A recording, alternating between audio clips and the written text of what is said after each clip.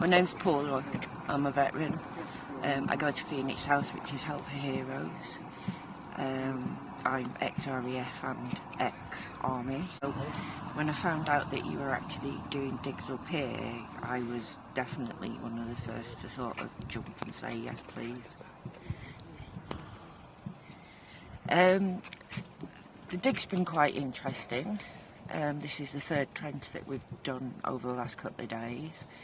We've actually found some, if I bring this,